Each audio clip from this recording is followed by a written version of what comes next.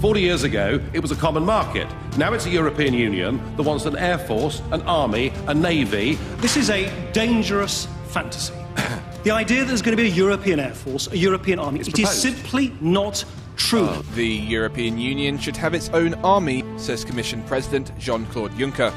The EU chief made the remarks to German newspaper Welt am Sonntag. Juncker added that with its own army, Europe could react more credibly to the threat to peace in a member state or in a neighbouring state. The rationale for Europe today is not peace anymore, it's power. This week, the former head of British troops in Afghanistan said the Eurozone's elite's ultimate plan is to form an EU army out of the bloc's 28 member states. Retired British Army Colonel Richard Kemp said, "If we left the EU, we would undermine the EU's ultimate plan of forming an EU army, and that is exactly what they are going to be doing." The fact is, by Gordon Brown and David Miliband signing the Lisbon Treaty in 2009, the UK is already obligated to a common security and defence policy with the EU. And when you look at the structures already in place, it becomes increasingly clear how we are moving toward combined EU forces.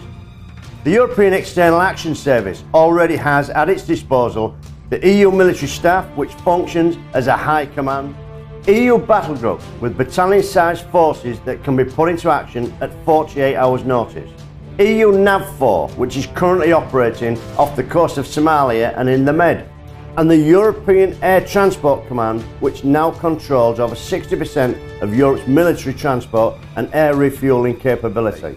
And the process of integration has already started.